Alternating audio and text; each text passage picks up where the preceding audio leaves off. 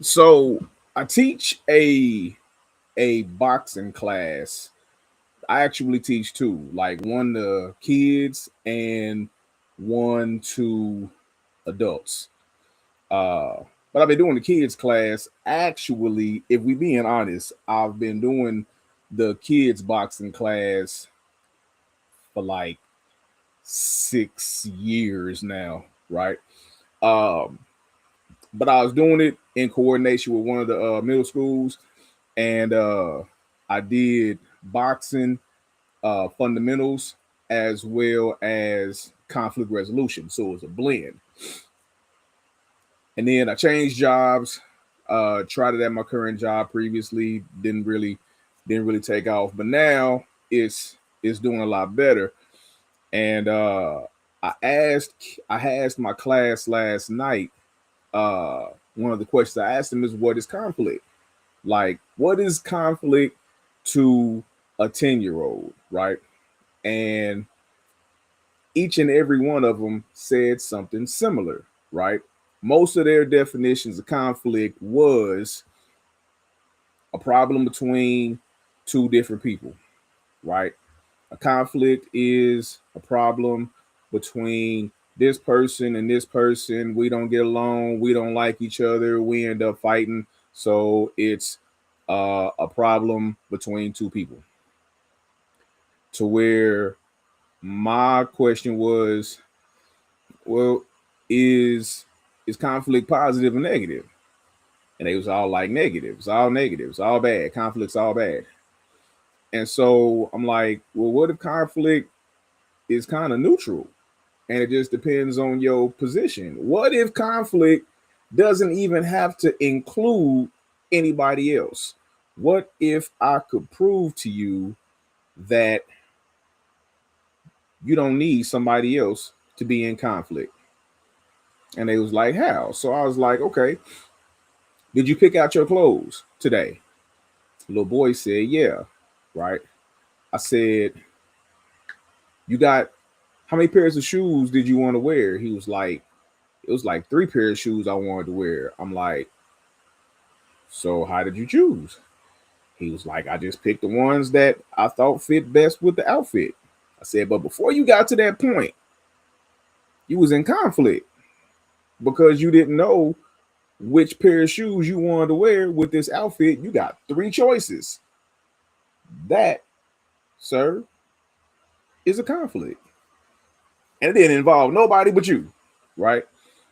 What people don't understand a lot of times about relationships is that a lot of times the conflict is not between you and another person. The conflict begins with you. That's what we're talking about tonight on Notoriously Opinionated. We're not necessarily talking about conflict per se. We are talking about relationships. We're trying to navigate through certain relationship things. And I ran across a thing that I thought I wrote it a long time ago. Come to find out, I wrote it like a couple of years ago. I'm thinking it was something I wrote decades ago. It wasn't. It was something that I wrote recently. And it's like, I think the reason why I thought I wrote it years ago is because it was something similar that I said, that lessons I would want to pass on to my son. And this is something that had to do with things that I would want to tell my daughter. And so we're going to get into that. Because I'm telling you, when you hear some of these things on this list, I ain't going to read the whole list because ain't none of your business. But I'm going to read some of it to you. And when you hear some of these things on this list, if you are a female, you're going to be like, damn, I wish somebody told me that when I was 13. If you a guy, tell this to your daughter. We're going to talk about this tonight. Notoriously Opinionated. Let's go.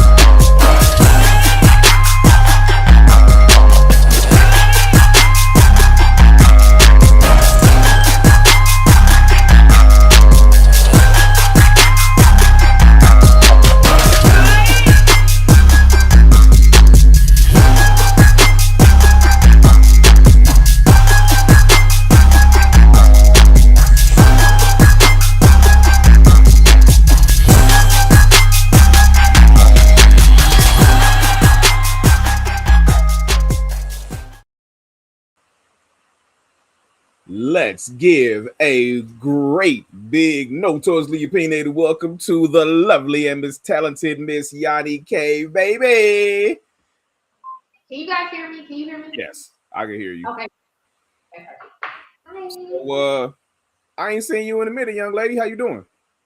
No, I'm doing well. How are you? I'm making it. No, I'm good. No, I'm all right.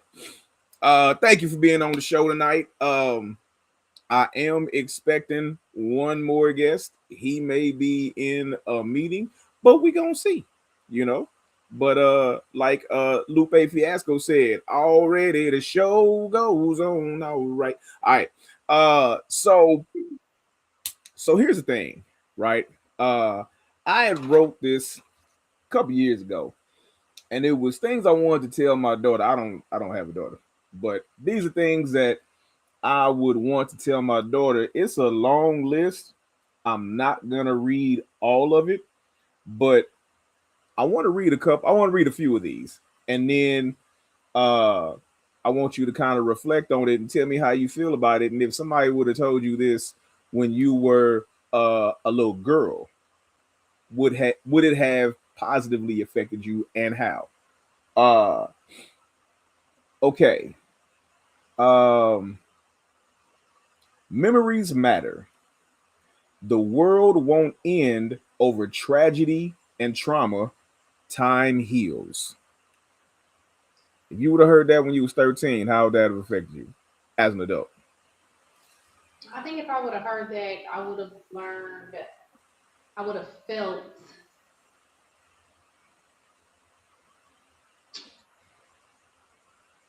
I don't know, because I mean, you could put that, are we talking about just specifically in relationships or just in general?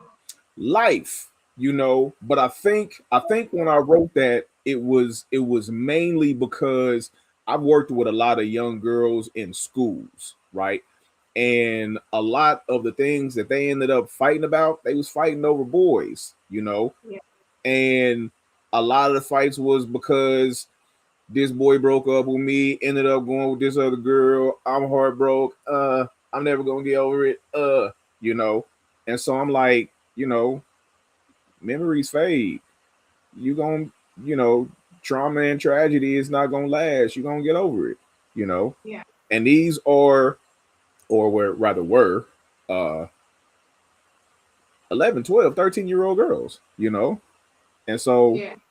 that's what I mean. Okay. Because I could see it on two different levels. So, but if it's strictly like into like relationships, I feel like, so my father is very prominent in my life. He's been very prominent, and I'm blessed to say that. Like that's like one of my best friends. So I can go to my daddy about any and everything. Um, we've actually had a conversation about that more so when I was grown. So I wish I could say that I wish that we would have had that conversation while I was a little bit younger. I definitely wouldn't have fought for um what I would say validation in relationships. Mm-hmm. Um, yeah, I wouldn't have fought for validation in relationships if I would have known like at 15, at 16, that like, yeah, you're gonna be sad and you're gonna think about all the good times and try to get back to that place with that person, and you're going to not necessarily be 100% yourself. You're gonna start changing yourself to try to be perfect for somebody because again, you're thinking about all the good times. You know what I mean? But in a sense, you're still creating trauma because when something is over with, it's over Mm-hmm. Now, with. when you say validation, kind of qualify what you mean by validation. What you mean by that? So what I mean that to feel special. You know what I mean? To feel seen, to feel heard, to to feel like somebody's like everything, you know? Instead So of go ahead. sorry. I was gonna say instead of actually realizing like I'm supposed to do that for myself, but instead like searching for that through other places, people, places, and things. Right. Simply So because of so the hmm one more time. I said simply because of the good memory, but What? Okay, so when talking about relationships from a woman's point of view, right? Like, what are some of the things that you feel like uh you now I'm not trying to get you to speak for all women, right? Yeah. But Hmm. I know before I do that, I'm gonna give some context like this. Okay. The reason that I even did this show tonight, right? This topic is because when me and my guys talk, it's like if some of the fellas are going through issues and it's like 12 of us, right? It's like of the 12 of us, 10 of us will be like, man, that happened to me such and such a time ago, or I'm going through that right now, or man, she be tripping with me like that too. And I'll just be wondering if it's the same thing with women, like when you and your girlfriends or your family members who are female get together, do y'all find yourselves kind of having the same issues with men? Yeah, we definitely. I can definitely say, speaking from my experience, yes. All right, so with that in mind, it's like, what are some of the things that, because you was talking about validation and feeling like you shouldn't have to fight for it, right? What are some of the things that, huh? Another guy. Oh, what are some of the things that it's like, okay, especially at the beginning of relationships, because at the beginning of the relationship, you're laying a foundation, right? You're laying a foundation at the beginning of the relationship for the rest of the relationship. And so it's like, uh if the foundation is weak and it's really nothing to stand on, then anything will break the relationship. But if you lay a strong enough foundation, then it's not a lot that's gonna break that relationship up. What are some of the things that you feel like you should fight for? And I'm not even gonna necessarily say fight, but should make a priority, let's say, in the beginning of a relationship. I feel like in the beginning of a relationship, it's very important to know what the end goal is. Like, are you ask very important questions. I can say my mistake in past relationships, I never really asked important questions. I never was like, oh, so do you see yourself being married? Like, are you doing this for a long time? Or like, do you ever plan on having kids? Like, those are like real foundational questions that you need to ask somebody in order to know if y'all are going to the same place. You know what I mean? Because Yeah, let's just say I want to have 5 kids, and then my person doesn't want to have any kids at all. When I get to the point where I'm like, okay, let's have kids, and they're like, well, no. But because we didn't talk about that, now it's gonna cause conflict and chaos because we've been together for 2 years and 3 years, and now that it's going into another season, you don't want to have kids, and now I do. So now we just wasted all of those years building whatever we built because that's my non-negotiable and that's your non-negotiable.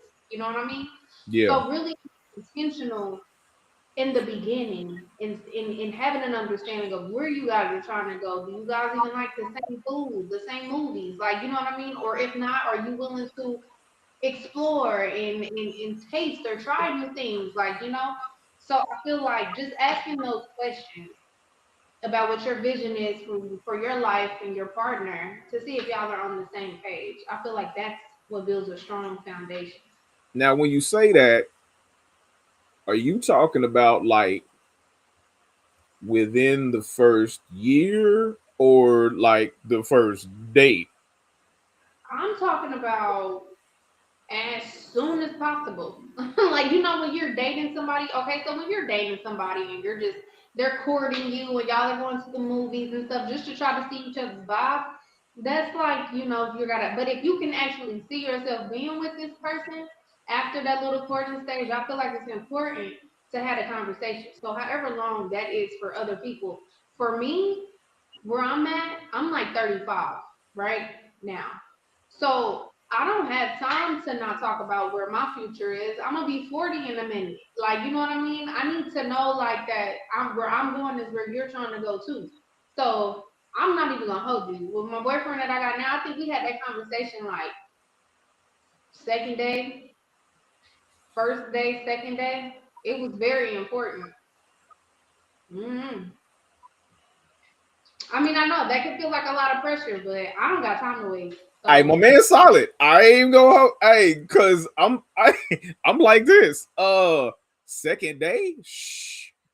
yeah, but the thing about it is, I don't even think that I was the one that brought the conversation up. Like he brought the conversation, but we're both older. You know what I mean? Like we're not little kids. We're not 19. We're not 20. We're not 22. Like nah. Like we've already been through life, been through relationships.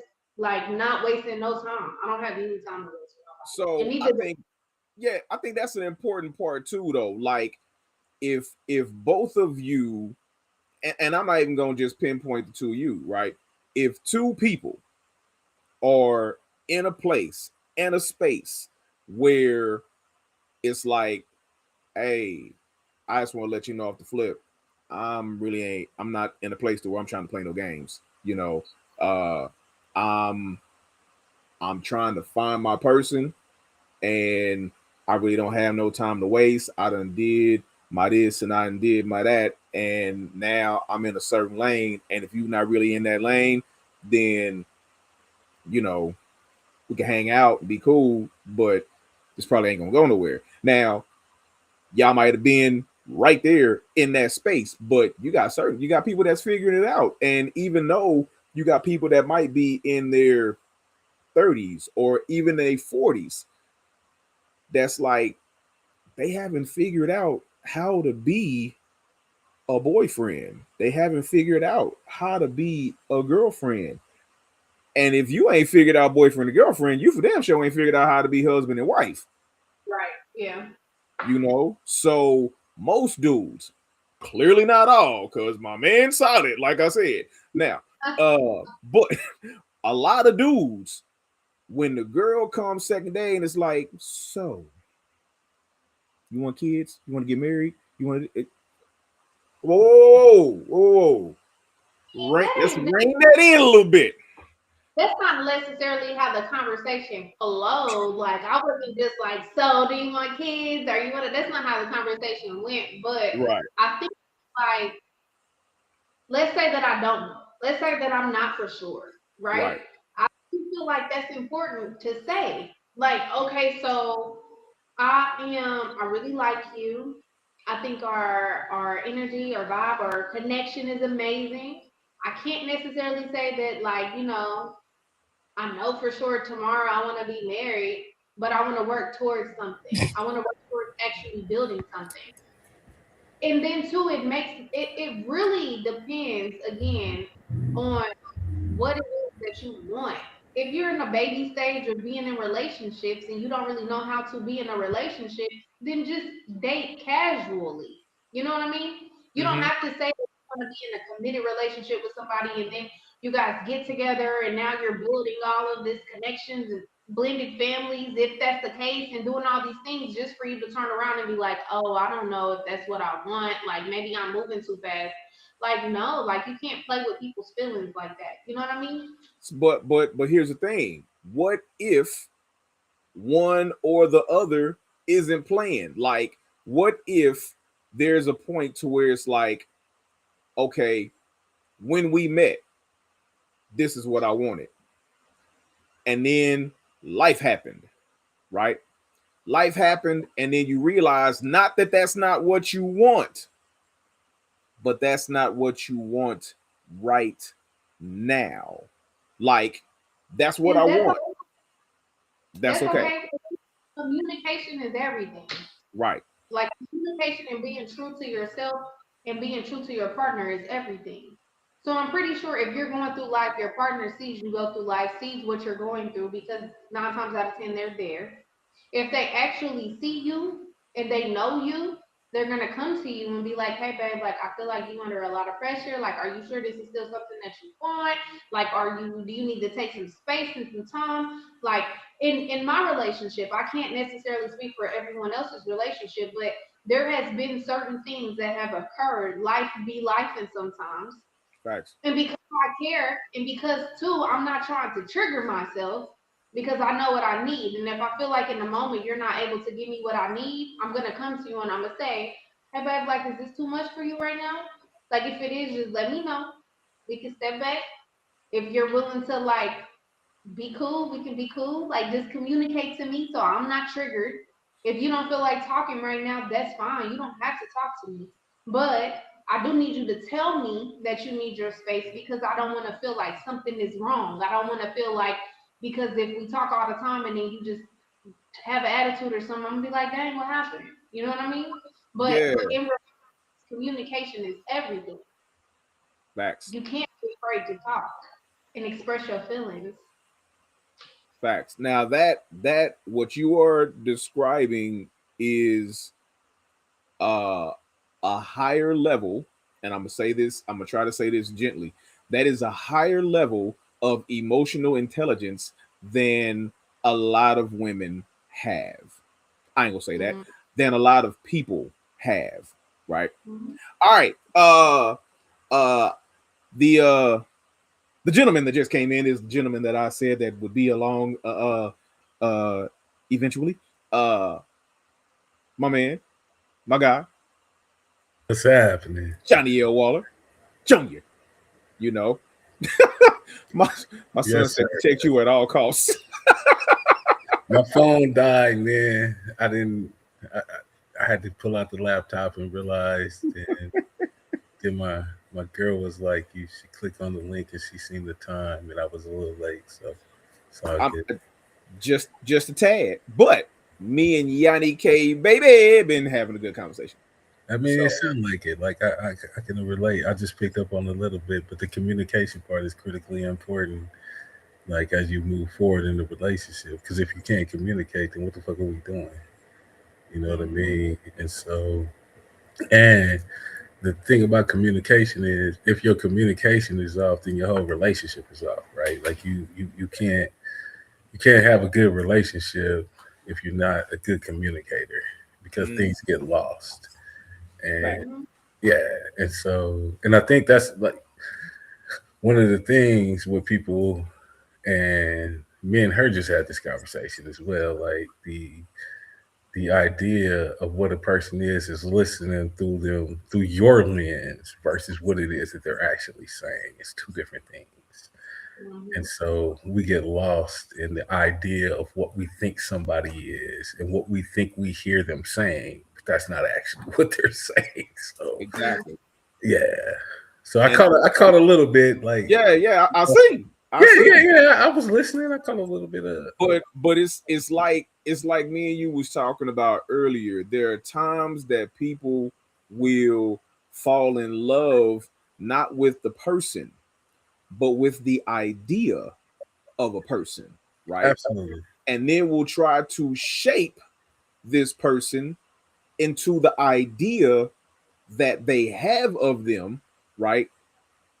Without the person's permission or consent or knowledge, And now, when, if or when that person decides, well, I don't want to be that person that you're trying to make me into, then it's like, well, why not?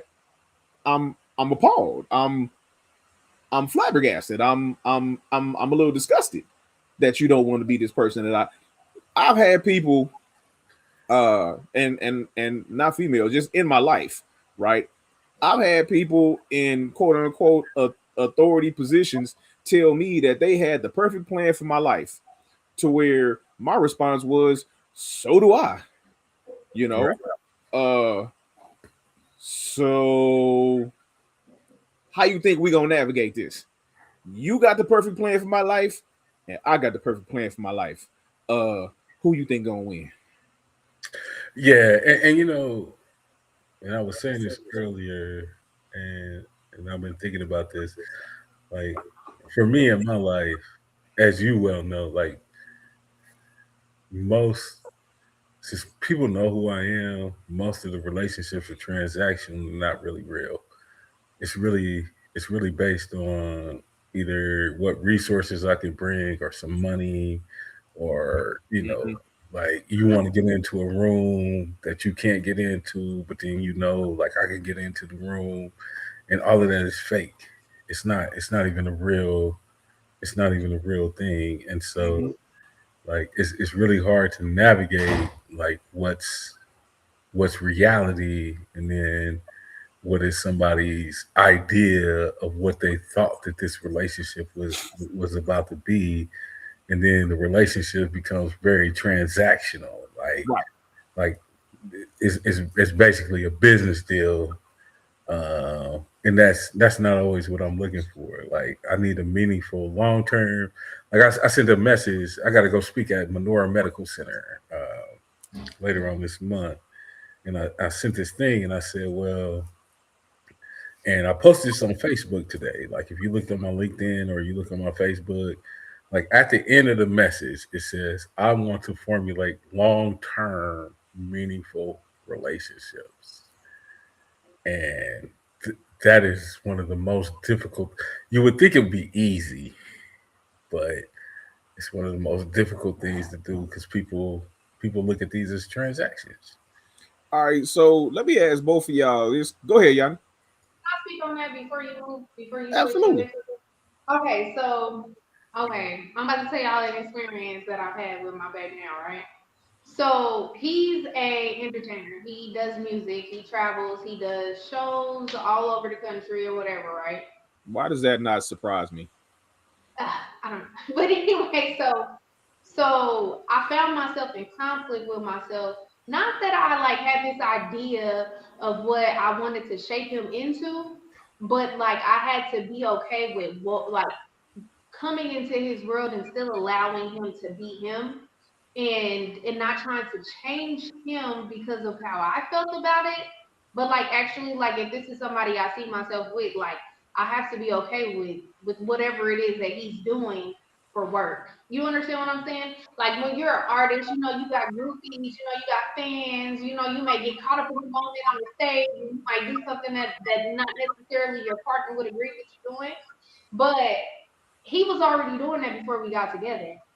So I can't just come in and be like, you need to stop doing this, you need to stop doing that. I don't like the way that makes me feel. Like, no, I have to still respect his artistry. This is what he does. This is his career. Like, what do I look like? So I definitely have to check myself. The good thing about it is that my man is amazing. And so he like not necessarily like compromised, but he validated my feelings and like saw Mhm. me, you know what I mean? And just kind of, and then too, I told you I'm real cool with my daddy. And so I had to talk to my dad. I called my daddy. I said, "This nigga," it was crazy. My daddy was like, "Baby, like, what are you talking about? Like, he's a performer. That's what he does. Like, That's how what are he you gonna do. be at what his job is? Like, it takes a strong woman to be with somebody that is an entertainer, that does music, travels, that tours. It's gonna be times where you're not even gonna be able to talk to him for days because he's Mhm. gonna make a or something like that. You know what I mean? So Mhm. that's what that foundation that we were talking about. You know what I mean? Right. So, but I said all that to say that like I was almost in that, but I was able to stop myself because again, like you said, like I'm emotionally intelligent enough to be Mhm. like, okay, chill out. You know what I mean? But Mhm. to also communicate, because communication is key, to Key. communicate how that made me feel and to allow space for us to come to a I see you moment and to make me feel reassured or validated in my feelings or to make it just trust the process. You know what I mean? So Right. that's why Now because I'm at the now at the same time, it's like the way communication is key, right? Tone is key too. You know yeah. what I'm saying? Mhm.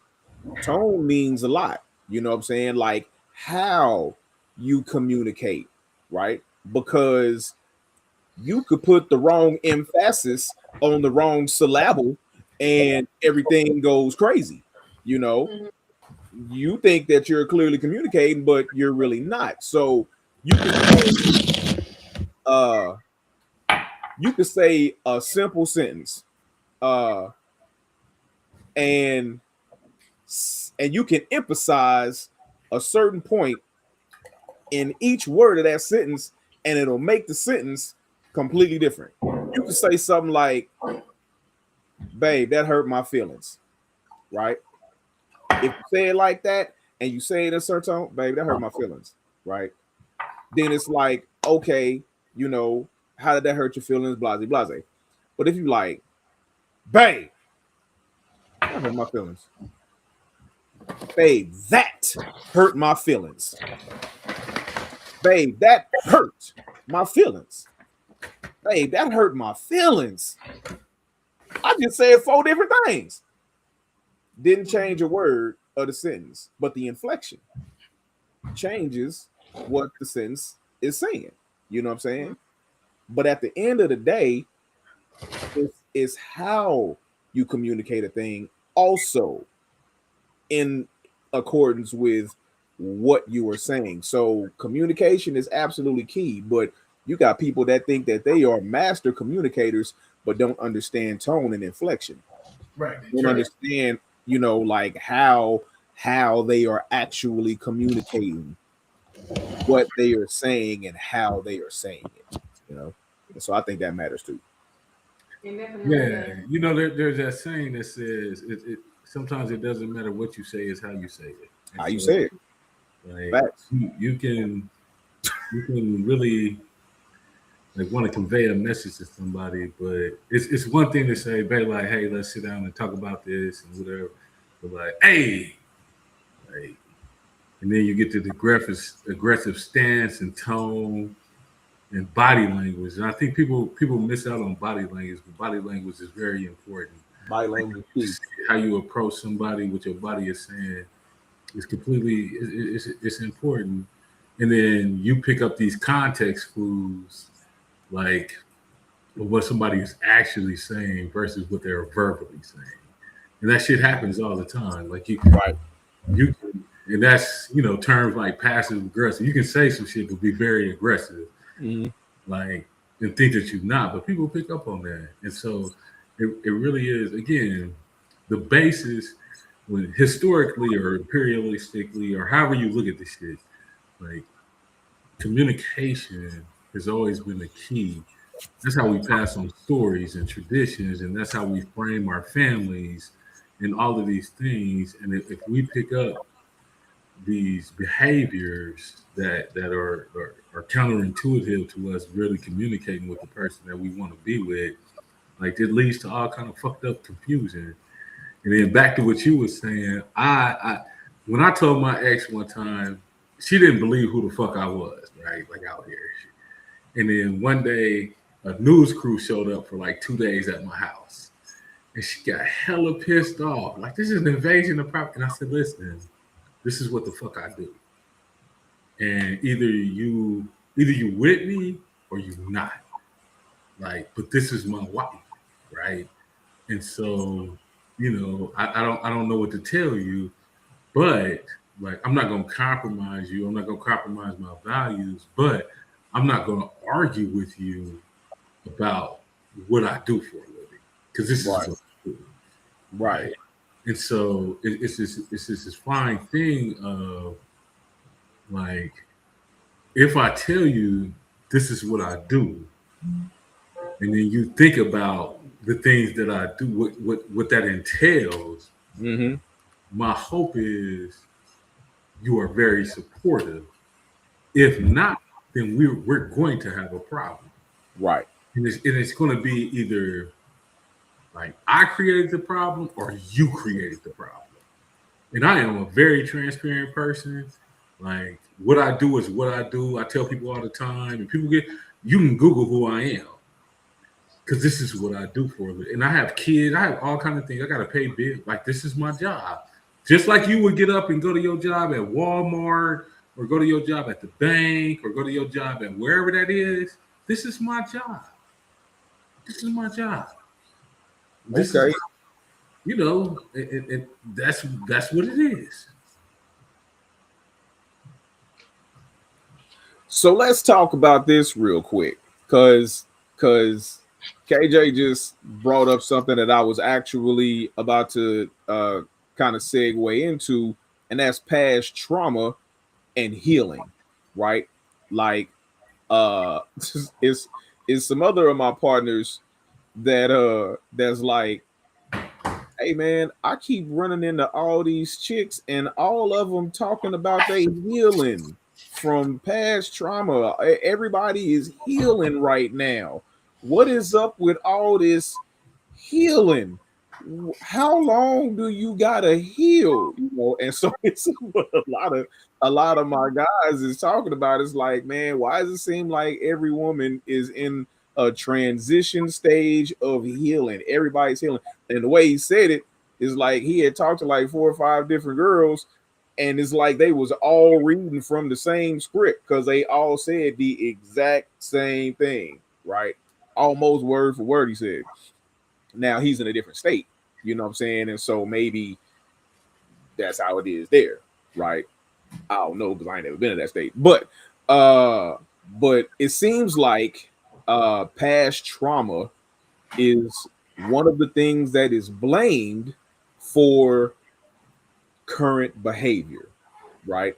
And so I want both of y'all thoughts starting with you, Yanni. What is like, were you specifically in a state of healing when you and your boyfriend met? And if so, how'd that work out? If not, then how do you feel about this whole um the healing stage that a lot of women are now going through? So I can definitely say hi, my name is Hey baby, and I was definitely say got the but I'm not gonna go into detail of what I was doing from in totality, but I had just got out of like a 3-year relationship with someone that was very that had their own trauma that they were going through. You know what I mean? Mm-hmm. And in that, it caused me to have a lot of trauma. Okay, Okay. so yes, I will say that I was definitely in the healing phase, but I was definitely honest about everything. Like I told him about the past relationship that I was going through. I'm currently going through therapy. Like it was a lot, you know what I mean? And so I definitely was like, hey, I don't want to seem like this chick that has all these triggers, but you can't do that to me right now. Like you can't. I need you to be a bit soft. Like I'm like a delicate butterfly. Like you know what I mean. I need you to talk to me nice. I don't need you to cuss me out because that's gonna trigger me. And then I'm gonna get defensive, and then I'm gonna cuss you back out. Like you know what I mean? Because I'm not. I don't want to be toxic anymore. You know what I mean?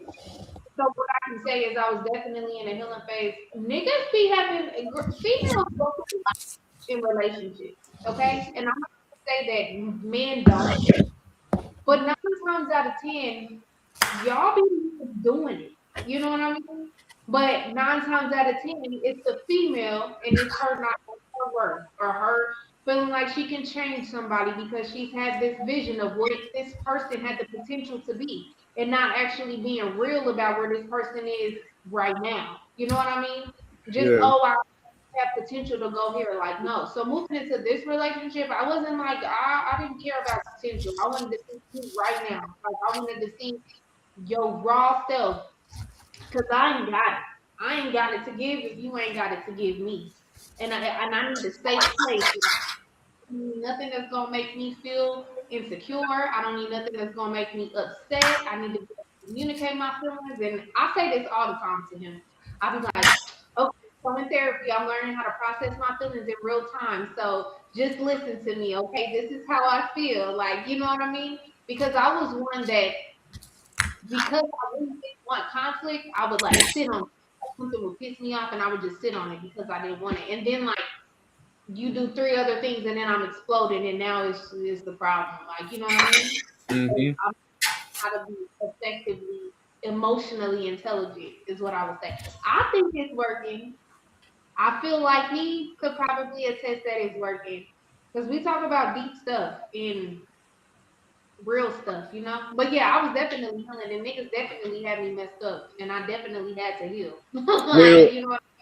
now I'm gonna say this. Now I've known you for a few years now, and you know I don't know necessarily what you were healing from, but just listening to your rhetoric, you know what I'm saying, and how you are communicating uh emotionally intelligence or emotional intelligence. I don't know how far you've come, but I know I can see where you are now. You know what I'm saying? And a lot of times people can't tell how far you've come if they don't know where you came from. Like if I'm tired, you don't know if I'm tired from walking from across the street or from Cairo, Egypt. You know, all you know is I'm tired. So you don't know how far a person has come, but I applaud you for your emotional intelligence and the self reflection. Like my daughter said, self reflection is crazy. Johnny, same question. Like the healing, like before you got to where you at right now. What did you have to heal? Did you Yeah, have to? yeah. Uh, did you have to? Uh witness the healing of someone else? Like how'd that go and what does that No, look like? I had to heal for myself, man. Right. Uh, being someone who was in a toxic relationship, and the shit got so. And this is how I knew the shit was toxic, right? Like one day, like I was drinking, smoking, and all this shit, and all I remember is seeing black. Like I was so upset because the shit had lasted way too long. I stayed in a toxic relationship way too long. Like I should have left. Like and whatever makes people stay in these toxic relationships, and like she said, maybe it was I'm trying to fix you, and that's some shit I had to think about. Like I had been in some relationships where I feel like it was more me trying. Me had went through some things, and then I got better, and then I seen somebody struggling, and I was like, and then I'm trying to help you, but really trying to fix you, and it ain't my place to fix you. Like that's not my job. My job is not to fix you, and I kind of got that confused, and so like I had to heal from my previous relationship. I just saying keep it all the way 100, like because she was, and I'm not bashing them. She was toxic. It was just a toxic lying and gaslighting and manipulating and all of these other things. And again, I think she liked the idea of being with me, but not all the things that came, all the galas and all the speeches and all the things that I had to do that. And she, like, why you ain't home with me? Why you ain't?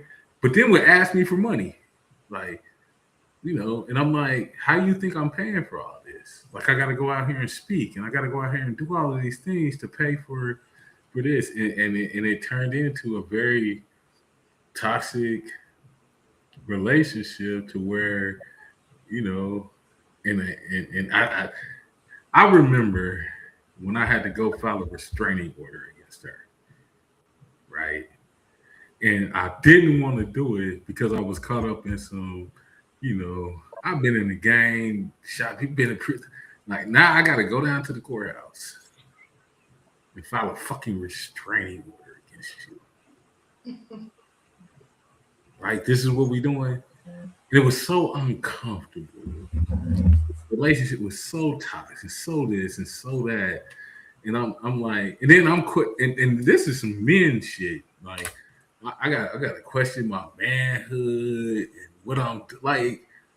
And really, I'm trying to protect me and my child. Like I got a kid at home. I don't get child support. His mama ain't there. Like I got a whole kid at home that I take care of by myself, and I gotta look out for him. And he's like, "Why is she still coming to our house?" And I gotta explain this shit. And so yeah, like emotionally, it's some healing. And men ain't immune. I think we all tell ourselves and we talk a bunch of shit and we do all this bullshit, but really, like, we be in the house too, like, oh my god, what the fuck is going on? What the fuck is going on? Like, we feel that shit too. We just don't express that shit like Right. women do. Like, but Right. this should be real. And now I'm like, I don't want to be in another toxic relationship. That shit is crazy. That shit is crazy. I didn't even know. I had to Google gaslighting. I didn't even know what that shit was. I was like, this shit ain't right. Let me Google this shit. Like, is this what she doing to me? This nigga gaslighting me. Like, I wasn't even familiar with these terms and these relationship manipulations that people. I wasn't even familiar. Like, that shit caught me off guard. Now here's my question. Here's my question for both of y'all, because it's something that Johnny said earlier, right? That I want to ask, because I really want to know other people's perspective.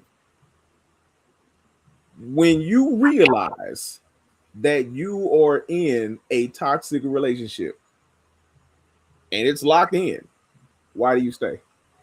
You want me to answer? Yeah. Yeah, you go first.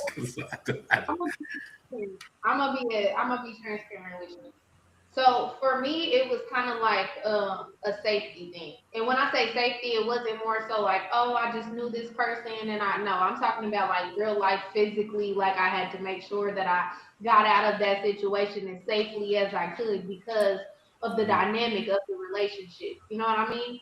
So I had to be smart with my moves because just domestic violence relationships are real. Dealing with somebody who is a drug addict is real. Dealing with somebody who has severe mental, situations are real. And I'm not bashing those people or bashing the situation. I'm just saying, like, I literally had to strategize how to get out of a situation. So the whole time, like, I was definitely like, I don't even want to be here. Like, you're trapping me right now. Like, you know what I mean? But then comes the gaslighting, and then comes the manipulation, and then comes the, if you leave, I'm gonna kill myself, or you know what I mean? So Yes. that's a lot of trauma in that relationship. You know what I mean? And I had to figure out how I could get out safely. Even with the fact of me coming to God and trying to figure out how to get out, I still almost died getting out. Literally almost died. For real, in real life. Like trying to get out. So I think people take and even when it comes to men, like men go through BB situations all the time. They get beat the fuck up, hit in the head with bottles and stuff. I know my brother was into shit. And I was like, boy, you are 200 more pounds like heavier than her. What are you doing? Kick the bitch out. Go get a restraining order. Like, you know what I mean? But she was crazy though. Like she would literally stalk him or beat up his ex, like beat up the girls that he was talking to at the time. Like it was crazy.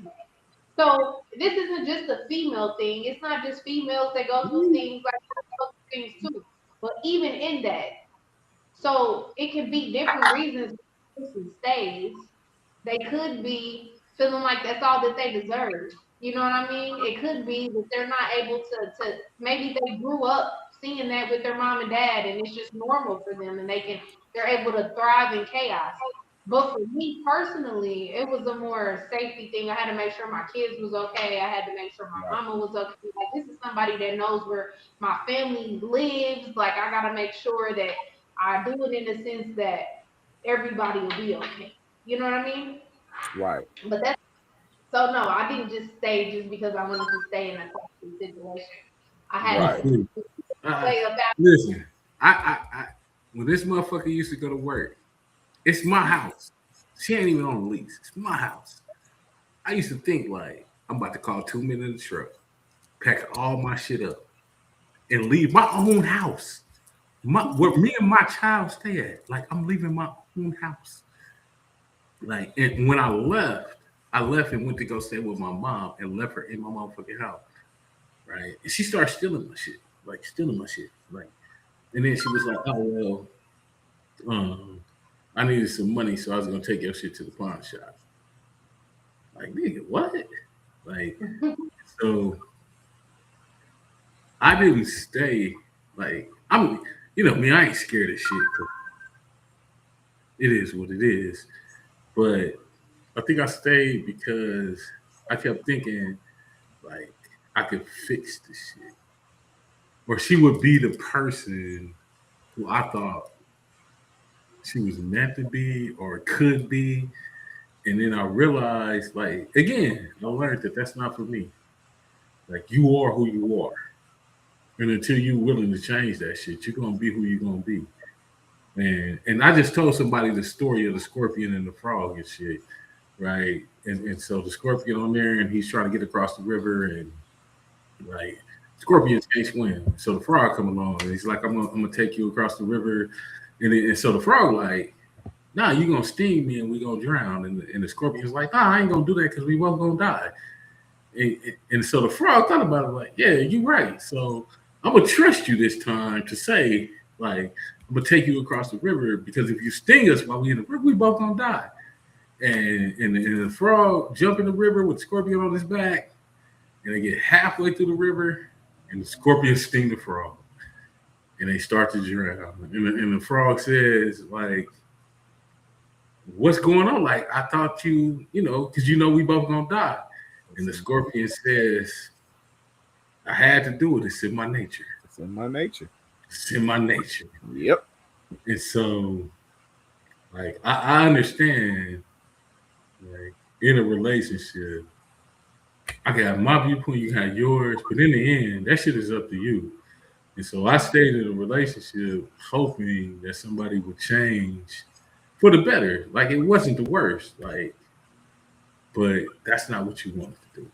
Now here's my take on that last part you said, like, and I tell everybody this, this is a standing challenge still to this day. I think I started this challenge like 3 or 4 years ago. And nobody's took me up on it yet, so it must be valid. The thing about change is when you change, you can change back. What people really, in my opinion, this is just my opinion, when people are talking about change, I think what they really mean, that this word is not necessarily coming to the forefront of their mind, is evolution. You want somebody to evolve into who they should be, right? Because when you change, you can change back, right? But I have never, ever, and I put this challenge out there, I have never, ever seen a butterfly or a moth transform back into a caterpillar. Never, ever. Anybody, this is an open challenge, who can show me evidence of a moth or a butterfly reverting back to a caterpillar, you got me. Because you ain't never gonna see it. You ain't never gonna see it because it's evolution. It's not change. It didn't change. Change is the beginning of evolution. But once you evolve, there's no going back. You are this thing. And a lot of people are claiming to heal until they understand what medicine they have to take. You know what I'm saying? Like, it's like, oh, well, I'm healing. Are you? What medicine are you taking? Oh, I'm just self-reflecting. So your healing doesn't have anything to do with discipline? Oh, no, I'm good on no, not that. Anything but that, And so if the medicine is if the medicine that'll heal you is discipline, then your ass just gonna stay toxic, huh? You just gonna stay how you are because you gotta be disciplined. You gotta learn how to communicate. You gotta learn how not to manipulate. You gotta do all these different things that actually grow a person, right? And so if you have to take the medicine and that medicine is being disciplined, then you're going to be in a forever state of healing because that's not something that you're willing to, that's not the medicine you want, So, I feel like for like Yeah. people when they relationships or friendships or family ships, just any type of ship that's toxic. I think it's important. Like I feel like a major step that people don't take in the healing process is acknowledging like where they went wrong. Like they only heal from what that other person did. But it's like, but what did you do? Like take accountability of what you did that placed you in that situation as well. Like you know Mm-hmm. what I mean? So Mm-hmm. that you won't make the mistake no more. Or so that you won't sit there and deal with that if it comes to you again. Like saying that you forgive yourself for doing that. Like people, I feel like people just feel like healing out of relationships is just being okay with what that person done, and it's not that. Like you literally have to heal yourself. You got to look yourself in the mirror and be like, yeah, I might have cussed him out a few times, like when I knew that he was agitated, and I shouldn't have took it that far with him. But because I was so mad, I pushed this button. Like I need to be okay with the fact that I was wrong as well. You know? Yeah. Do you see the word that you kept using though? The pertinent word that you kept using in what you just said. I, I, I. I should have. I shouldn't have. I needed to, but I didn't. I. Right? You use I statements. You know, that's accountability because I could have done this or I should have done this. But then what happens when you flip it and it's well, if you would have just you just gotta, and if you would have just that that causes defensiveness instead of And isolation. that causes that person to be a victim. Like, so, you know, I do tarot readings and I do all of the things that I say. So, like, what I tell people is victim consciousness is real. If you are always talking about you're the victim, you're never going to learn the lesson.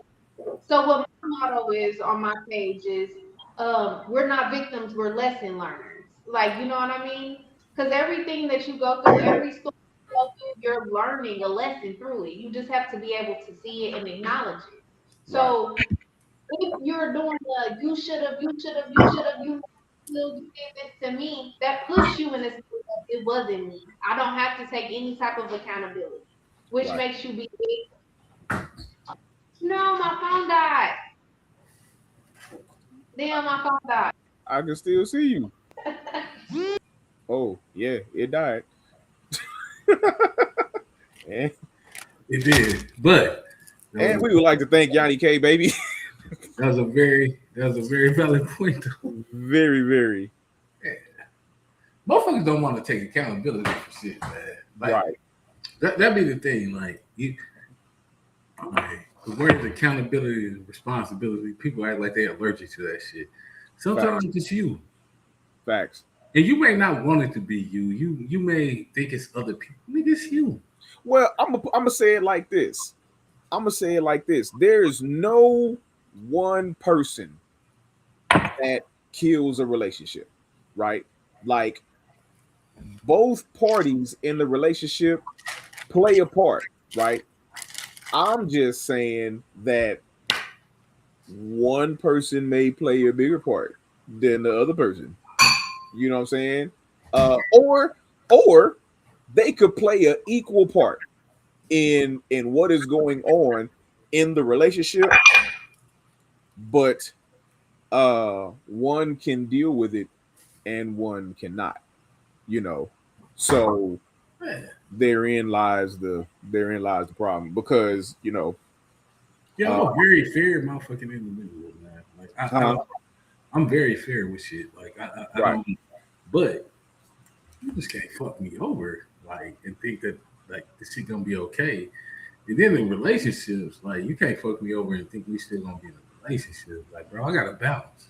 Right. And whether you think I'm a bounce or not, that's on you, right? But like I said, if I tell you what the problem is, or we go to couples counseling, where the fuck that shit is, Right. this shit is still the problem. Eventually, I'm gonna bounce out. I'm not finna do that. Now I'm gonna tell you, like, I'm not. I'm a Libra, and Libras, we take on information, right? Uh, you know personally, it there's people I've been pissed off at for years. For sure. Said nothing to them. You know what I'm saying? Said nothing to them. And it's like we cordial, we cool, you dig? But yeah, it'll never be. But we cool, you know, and it may have been something that because it's things that you know, right? But it's like uh if you misrepresented our relationship, you know what I'm saying? It's gonna be hard to retract. You know what I'm saying? And so it's like we take on information, we put it up here, and now you have to pay attention to what comes out of our mouth because we telling you exactly how we feel. You know what I'm saying? Uh, you might think that we're being sarcastic. You might think that we're being sardonic. You might think that we playing. We not. Right. We not. Not a game. Not playing at all. It's not a game. And the thing is, uh, uh, and within that situation, I wasn't even talking about women. I'm talking about homies. I'm talking about anybody. You know what I'm saying? That specific example didn't even have to do with a woman. Yeah. What did they say about life is not a spectator sport? It is so not. You know what I'm saying? Sitting on the sidelines. It is so not. You gotta. I used to say all the time on the pod, man, that you have to make sure that you live in your whole life. You're not just living the width and the length of your life. Live the height too. It's a height to this shit. You know what I'm saying? You live in the length of it. There's width. There's height. Live the whole life. You know what I'm saying? Yeah, so, and you know, like men and women do fucked up shit to each other. Both of them, yeah, without question. But the thing is, like, at some point, like, you really want to be accountable and responsible. Like, at some point, the shit just ain't worth it. The cost is too high. And whether you realize that or not, that's a whole different thing. But sometimes, like, the cost is just way too high. Thanks. So I hosted the first entrepreneurial competition in Kansas City history for convicted felons, right? We gave a bunch of money at the Play Spot, back when it was the Play Spot, right? Mm-hmm. And we have flew somebody down here, and I ain't gonna say his name just in case, you know, whatever happens. So I'm in the car with him, right? And he's telling me this story about him cheating on his wife. And the shit was cool until he had to pay the cost. And so the chick ended up like trying to blackmail the nigga and then threatening to call his wife. And so he got so spooked, like he was like, I had to go home and tell her, like I did this shit. And so we did all that and we talked the whole drive. I think we were going to the Peanut or some shit. And that shit always stuck with me. I don't want to ever be in a situation where, you know, I'm telling a stranger, like, this whole situation about me and my wife because I couldn't keep it in my pants. But more importantly, as somebody who, a motherfucker you can look up and see doing some shit. Right. You put yourself in dank for what? For what? And I tell, like, I never want to explain myself to a motherfucker like that. Like, why did you do X, Y, Z? And I'm sitting there looking dumbfounded, like, I just don't know. Or I wanted to have sex, or I wanted to do this, or I wanted to do that. Man, it's not that. It's simply not. It's just not that serious. Right. Like, if if you're gonna be in a monogamous relationship with a motherfucker, and y'all both agree, like these are the terms of the relationship. Like, because again, like we talked about earlier, it's unconditional shit. I love you unconditionally, but there's conditions to this relationship. If I come to the house and you getting digged down, no, nigga, no, It's over. it's over. If you do some things, if you do some things that I consider like egregious, nigga, this shit is over. Right. So, but I think it's one of the things where we are so disconnected from treating each other with mutual respect and valuing each other. And honestly, women get it the worst because we talk about women, we treat them like shit, bitches and hoes, and they this and they that, and we have a total disregard. Even though we wouldn't be here without women, we treat them like they ain't shit. Like we'll use them and use your car. Nigga ain't even got a job. Smoke weed and sit on the fucking couch all day and don't work and do all this bullshit and then get this and this is the thing that fucks me up. Get caught cheating and then beat a chick up. Nigga, because you cheating? So you want to beat her up. Because she caught you. Like, you a dumbass nigga. You's a dumbass nigga. And so but we continue to do all this. We perpetuate this shit. Right. And it's absolutely asinine. Right. But instead of us going out here and telling people like, hey, this is some bullshit, we don't say shit. We sit on the sideline. We all armchair quarterbacks. We'll criticize a motherfucker, but we ain't finna step in and say something. We ain't even gonna step into the young nigga who doing this shit. Right. And so my thing is like accountability and responsibility, discernment and reflection, we be fucking up. And so if you want to take some accountability and responsibility, and I'm gonna say this as black people, we've all fucked it up. So women, we fucked up men, we fucked up children, we fucked it all up. And true, you can blame white people for imperialism, and you can blame them for racism and Jim Crow and doing, but at some point it becomes perpetuated by the people who was perpetrated on. And I'm gonna say that again. At some point, it becomes perpetuated by the people it was perpetrated on. And either we got two choices. We can keep allowing this bullshit.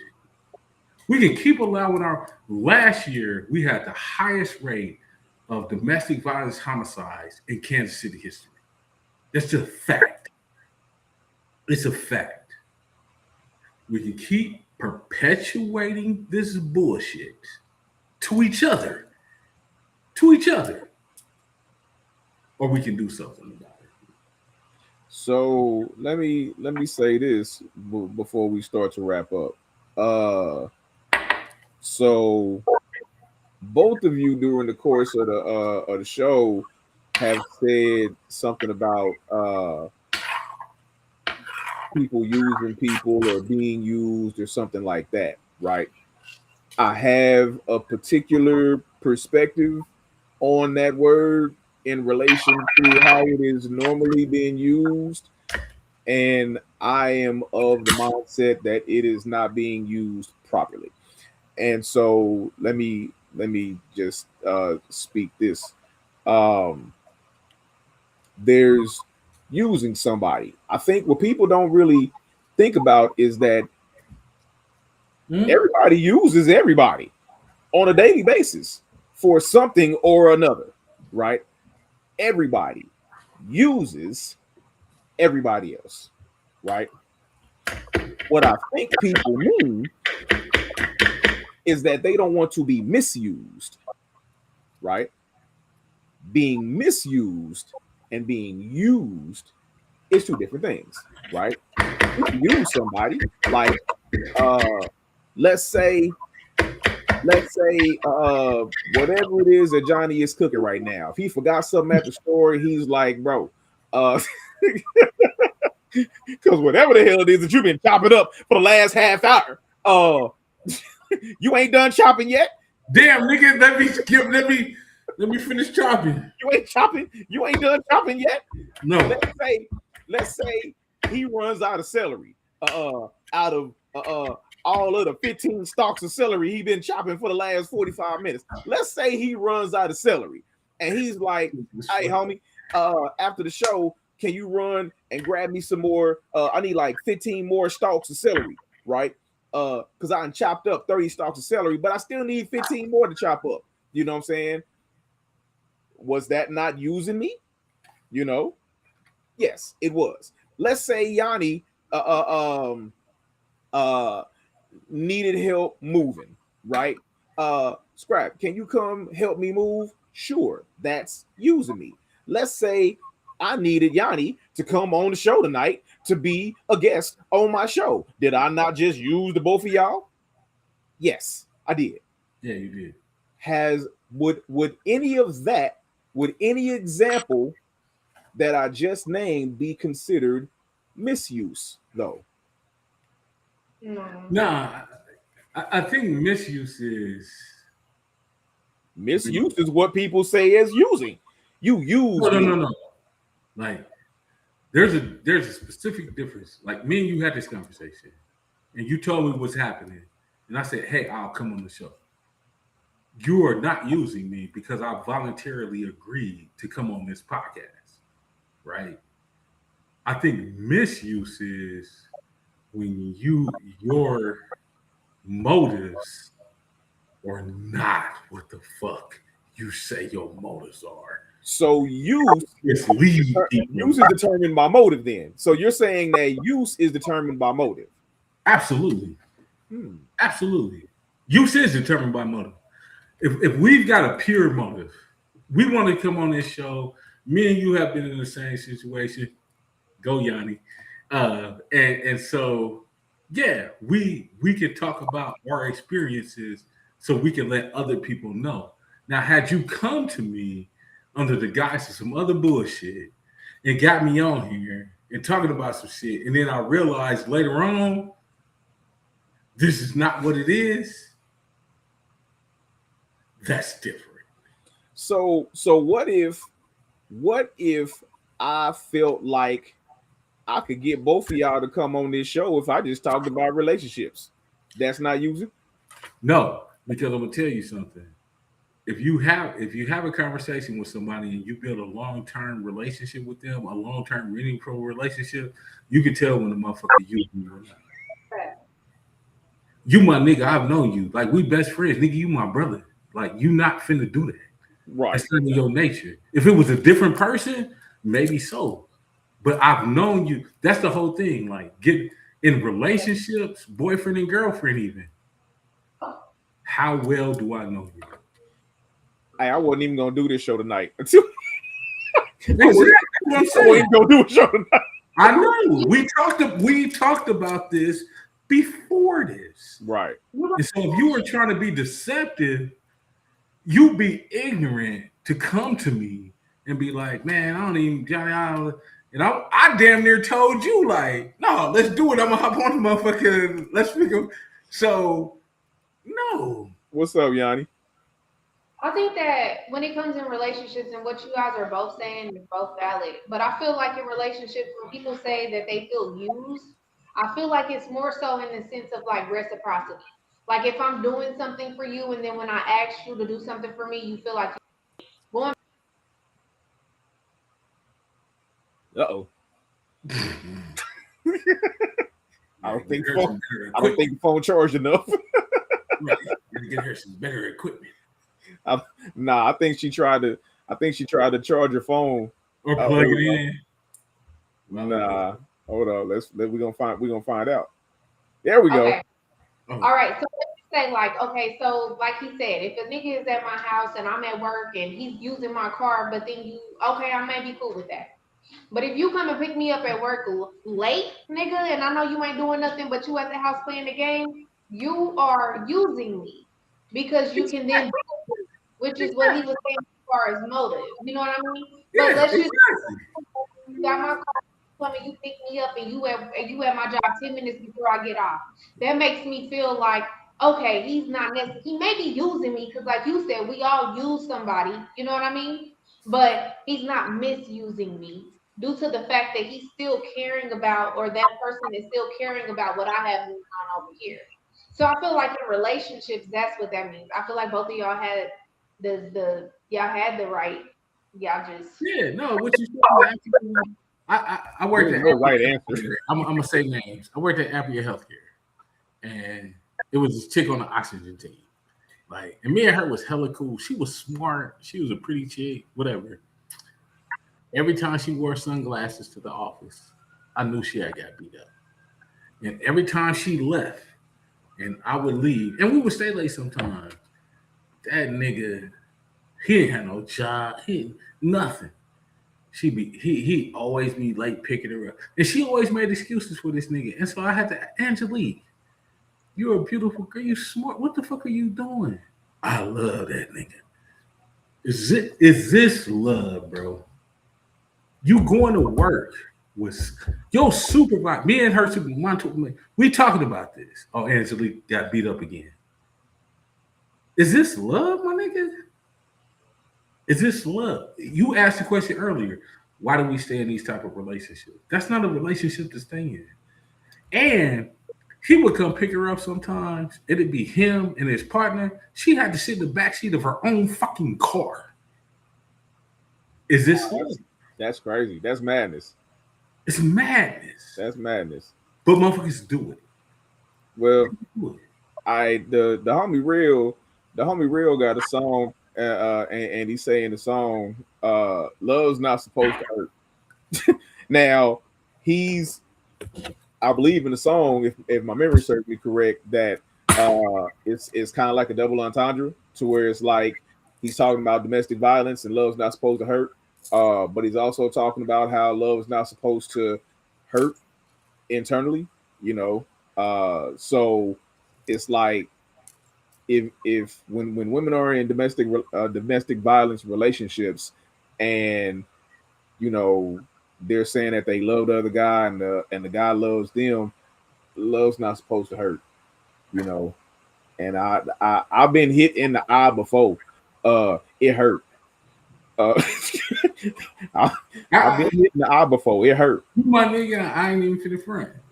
Like, I pulled up and that shit was very aggressive.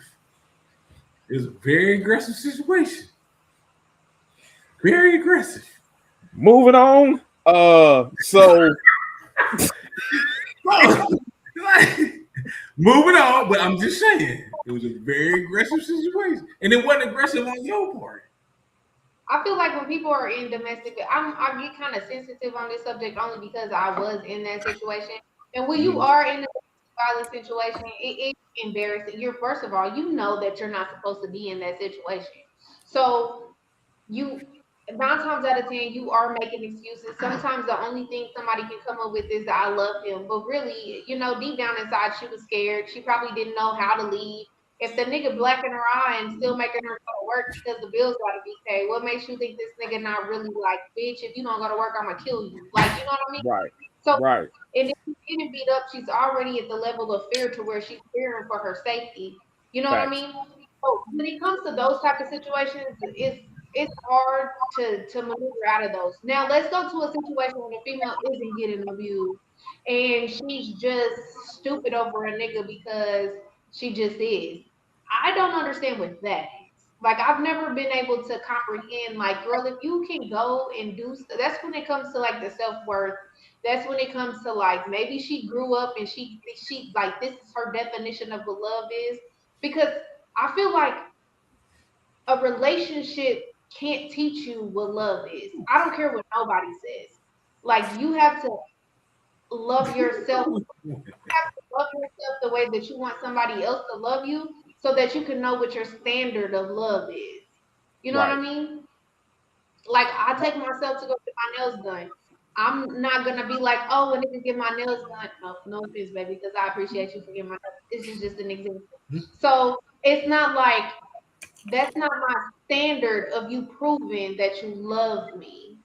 My standard of you proving that you love me is if we can communicate nice. You just Fact. do things by yourself. You know what I mean? Because I can do that myself. I don't need you to add on to me. I don't need you to just, you know what I mean? Yeah, I don't know. yeah. No, But I yeah, mean you. Go go ahead. ahead. Go ahead. Oh, I was going. I was agreeing with you. Like you want somebody that you can grow with. You know what I'm saying? And that's kind of the goal is that you growing with your person, right? But to take it all the way back to the beginning of the show, right? The things that I would love to tell my daughter as a young girl, so it grows up with her. It's like um, I think the last thing I would have told her was that um, some you got women that will choose to follow a man. You got women that will choose to follow uh, a dream. You got people that'll choose to follow a dream. You got people that'll choose to follow uh, their significant other, right? But when it comes to and this will be me talking to my daughter, when it comes to you having to choose between chasing your dream and chasing a man, uh your dream ain't gonna wake up one day and be like, yeah, I don't love you no more, you know. So uh I'm gonna tell you what I tell my daughter all the time. Niggas ain't shit. I ain't saying all niggas, but somehow black males have got lost. And I'm not just talking about in relationships. mhm, If you look at the educational statistics, if you look at hiring, if you look at all of these things, we as black men have got lost. We we have somehow gotten away from what family means and what respect means, all of these things, and we we we we have like divulged into something else. And I don't know if that's something else as perpetuated or this narrative or mental mindset through like media or this other subculture or whatever the fuck it is that we doing is. But when I was coming up, we were taught to protect black women. facts. And now when I go to my office, I went to my office one day and one of our people were like, I'm about to shoot this bitch. And I was like, hey bro, what you talking about? He was like, she broke up with me. So I'm finna go shoot her. And I was like, hey bro, that's not what we don't do shit like what are you talking about? Like, cause your feelings are hurt. Because she don't want you because you sell drugs and you shoot people, bro. Like she don't want to be around that shit. And so your response to her breaking up with you is to shoot her? Where the fuck did this come from? And why in the fuck, as men, are we listening to other young men say this shit and not intervening? Right. Hey, bro, sit your ass there. What the fuck is you talking about? So Look the other way, right. just like the churches. And so, if any of you past, y'all know who I am. Y'all could look me up, just like the churches, just like these institutions. Y'all motherfuckers look the other way. So, what the fuck are we doing? What are we doing? This shit is disgusting. It's disgusting. Yeah, and it's no the crazy thing. There's no simple answer, and there's no like, oh well, this is the way out of it's just not. But what I want to do is I want to have a part two to this conversation. You If should. Listen. Look. This is some real shit. I'm cooking chicken for her. Cutting up pineapples, fucking onions, garlic. My dude, you've been cutting the whole show. Hey, I'm just saying. I'm just saying. Like, I'm just saying. You woman. He gonna chop up the money and he gotta do a podcast because he love her. That's is he healthy. liquidizing the damn onions? Like, what is he doing? I gotta make sure the shit's straight. I mean, damn, you cutting them mugs like But Italian. I think that's the point. If this is what you're doing, and then you care about this motherfucker, you finna do this shit. If you don't, then you not. My man don't even live here. He don't even live in Kansas City. He live in St. Louis. Okay, so we're like 3.5 hours away. When he want to come and see me, he come and see me. He hit the highway. He'll call and be in the middle of the week, baby. I want to see you. Like I'm on my way. When I tell you, one of the busiest people that I've ever known in my life, got so much going on, but he'll make that time for me. Like, and I don't even have to ask. It's so much when you guys really sit down and y'all know what y'all want and y'all have that intention to make it happen. I feel like that's where love comes in at. That's how you know what healthy love is. It's not through, I don't want to say it's not through gifts and things like that. It could be, but that doesn't define what the love is. You know what I mean? That's just like a perk of love. So you can't think just because the man buys you a bag that he loves you, because that man might be out here cheating with 20 different women, and just because Exactly. money every time I ask, but he gives me a bag or he does this, but does he love you though? So you're like really settling for shit. But Bro, you man, know chicken. because they make time for you. They see you. They check on you. Me and my baby, like I say, like if not every other week, like every week or every other week, like we'll check in. We'll be like, "You good? Like, is there anything you need me to change? You want you? I'm gonna tell you what I need you to change. Like, are you good? Like, you know what I mean? But those are things that really matter because, like you said, life be life, and you know what I mean. And people change every day. You're supposed to grow every day. So let me make if we still align, let me make sure I'm doing everything I can do to make you happy, as you're doing everything to make me happy. Like, you know what I mean? So if that man gotta be chopping up onions at 8:30 at night for 2 hours, that's what he gonna do because he's showing her that he loves her. You know what I mean? And it's the action in it. It's the action. Fooey. Man, Nigga, I'm in here cooking chicken. I got a good man here, amen. Yeah. Round of applause for the man. I appreciate that. Hey, I'm not gonna take nothing away from all of the onion and celery chopping fellas. Wait. Yanni says actually true. If you really give a fuck, you finna do some shit.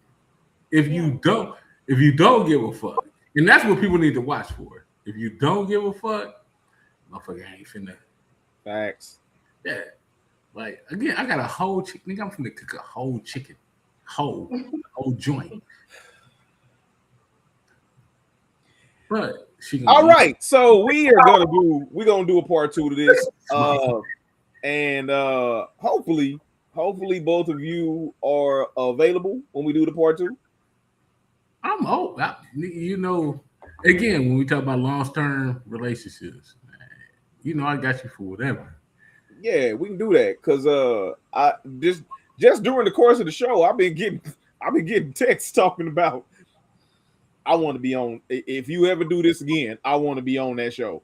So I've been fielding texts the whole show. I mean, relationships is important. Like that's the essence. Like what the fuck are we doing? Yeah, and like, that's what Unfiltered was supposed to be about, or rather, not supposed to be. Unfiltered is about relationships. It's about the unfiltered part of relationships, but not just necessarily pair bond relationships. It's just about relationships in general.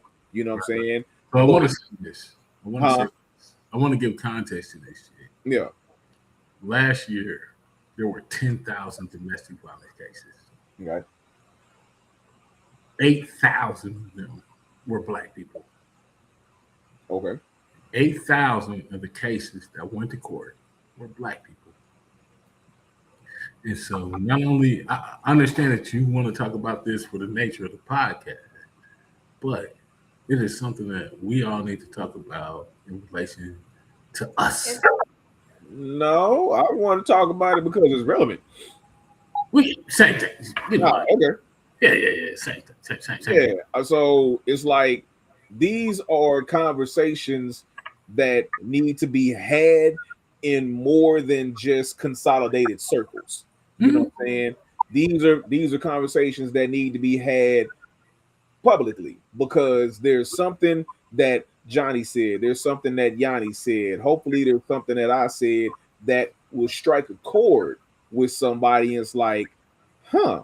And people's already commenting on things that both of y'all have said, so people have grasped to that. You know what I'm saying? So uh, maybe not all in the comment, but like I said, I've been fielding text the whole show. So you know what I'm saying? Like I said, we're gonna do a part 2 of this show.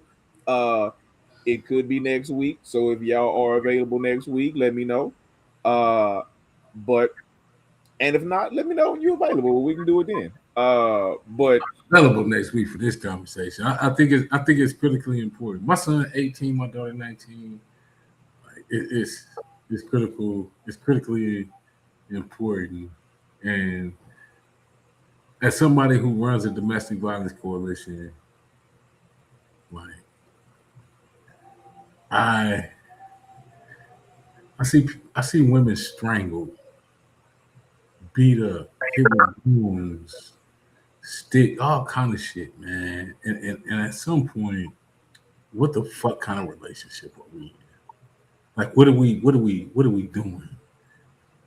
Like, so what are we doing? Like, it's got to. We had again last year. We had the highest homicide rate for domestic violence in Kansas City history. What the fuck are we doing? And so black women are. If there was no black women, we would not be here. my concern about my concern is this. I'm gonna say this and we're gonna wrap. But my concern is this. Yanni was on time and you were not. Are you gonna be on time to the next show? I was having a conversation. With me and Yanni? You was having a conversation with me and Yanni? No. Okay. But I feel what you say. Yes, Oh, okay. I will be punctual. Oh, But okay. I appreciate that. Okay. But again, and this is what I say. You know who was like, hey, did you see that time on there? Come on. Yeah. Thank you. Appreciate that. She way the fuck with it. She can watch the rebroadcast. All right, so check it out. We definitely gonna do it again. Uh, see, we gon' we gon' probably get some more people on here. We'll definitely have some. We'll definitely at least have 2 more people on here because it's. I just got to choose the 2. But yeah, we'll definitely do a part 2 of this. So Yanni, the beautiful and talented, let us know what you got going on. Give us any updates, shout outs, whatever you got going on. All right, so I am very big into wellness and spirituality and things of that nature. I do run a spiritualist business. I do tarot, Reiki, sound healing. I don't want to say mentor, but I do counsel people if they need it. On my Facebook, I'm setting up my YouTube channel, which I'm very excited about, and I'm gonna be doing my TikTok and all of the things. And in that I'm merging like religion and spirituality together, so it's not such a big division in serving God. You know what I mean? Because Mhm. it doesn't, like, everything is everything, like, you know what I mean? But so if you are interested in a tarot reading or anything like that, any type of information, not even tarot, just information, you can hit me up. You can follow me on Instagram, TikTok, and Facebook under Yanni K Baby. Or Facebook is Kiana Gibson, but Yeah, there is that. But that's really what I got going on. I'm supposed to be featured in the short film that Scrap has going on. When we're gonna film, I have no idea, but I'm super excited about it. It's I'm on the I want to say it's the 17th or the serious. 18th. So that on the 17th. Hold up, hold up, hold up, hold up. It is the 17th. Okay, so we're filming on the 17th. I'm super excited. This is gonna be like my first short film I've ever done, and I'm like stoked about it.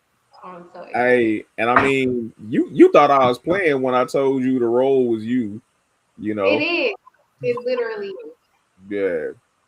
All Yeah. right, Johnny, what you got going on, bro? Lord Jesus. Hey, hold up, hold up, hold up. Mhm. One thing, uno, no dos, no tres, uno. Yeah. So the thing What's that the I got most prevalent thing? right now Yeah. is Rockhurst graduation for my leadership class at the university for students of color, particularly women. If you don't know, I'm the founder of Rockhurst Alumni Group of Color, teach a leadership course. Graduation is January 23rd. That's a Friday from 1 to 2. And so I'm really, really proud of all of my students. Two of my students won awards at Rockhurst for Leader of the Year and Emerging Leader of the Year. And so I'm really proud of all of my students at the university. And so yeah, which you will be there. Yeah. I I, broadcasted the graduation. So it's that's at 6, right? what? Six? No. What time? From 1 to 2. Where the hell did you get Oh six? no, 12 to you. Nah, it's 12 to 2. 12 to 2. 12 to 2. Yeah, where did you get My six bad. o'clock? My bad. My bad. My bad. 12 to 2. Oh Lord Jesus. Boy, if I'd have pulled up with a camera at 6 o'clock, No. No. I'd be like, man, where everybody at? Yes. And Alvin Brooks is coming. Um, he hit me yesterday, said he'll be there. And obviously, it's the Alvin Brooks Center for Healing and Justice. His name is on the building, and so he'll be there. Damian Danford, ad hoc. I invited a bunch of people, a bunch of community leaders, and so hopefully everybody will come out and celebrate. But I'm particularly proud because there's a bunch of women of color who want to take leadership roles, and you can't beat that, man. That's what it should be. That's what's up. Yeah, she's gonna be fire. It's gonna be cool. Well, I don't need to mention the short film that I'm shooting on the 17th. I don't need to mention the Rockhurst thing that I'm recording on the 23rd. Things have already been it's out there. Uh I am shooting a film in Wichita the end of the month. So that'll be cool. Uh it's everybody was like, man, I want to be in a gangster movie. I ain't your guy. I'm not, just because yeah, nah. So I got things going on, but uh I gotta tamp it down because I gotta get into some corporate videos because they pay more. Anyway, so I'm They, skipping. they really do. I got one more thing. So What's I'm up? hosting a at State Bar in the Westport, January 18th. It's gonna be from four to from 5 to 8. 5 to 8. It's gonna be from 5 to 8. I forgot to tell y'all, sorry. You hosting a who? Paint and sip and paint. Oh, Sip and Paint. Yeah. Where at? At the skate bar on Westport. Skate Bar, Westport. Gotcha. Sip and Paint, Skate When Bar, Westport. when is it again? January 18th. I might have to Yep. come through that, Joey. Yeah, it's gonna be fun. Food is gonna be provided. You do gotta Oh, because it's at a bar, but they're gonna be having drink specials, and it's gonna be dope. So Okay. Uh All right, so what I'm gonna do is I'm gonna get that information from you and actually post it, put it on the page, and then we'll more than likely we gonna pull up because I got somewhere else I gotta be that day on at 8. You know what I'm saying? But I ain't doing nothing from 5 to 7. So yeah. All right. Hey, I appreciate y'all coming on the show tonight. As always, you can tune in to Notoriously Opinionated every Wednesday night. Normally we at 8 o'clock, but like I said, I wasn't even gonna do the damn show tonight. But the conversation turned into a really interesting topic that I felt like people would get a lot of value from. So here we are at 7, but I want it to be done in enough time for people to still get things that they need to get done at night. So I might push the show up to 7 from now on, so we'll see about that. But Cooking chicken. until hey, bro, if I see you with another knife in your hand, I'm gonna call Michael Myers and tell him to go get his knife back. So until next time, tune in Notoriously Opinionated every Wednesday. What? I don't even know what that was. Pineapple. Oh, is that what that was? Yes. Oh my god. That pineapple done seen better days. Tune in I just cut it Notoriously up. Opinionated I'm gourmet. next Wednesday. Various notorious times, but the same notorious stations. We on Facebook, we on YouTube, we on IG, we on Twitch. And so until next Wednesday, peace. Thanks for tuning in. We out.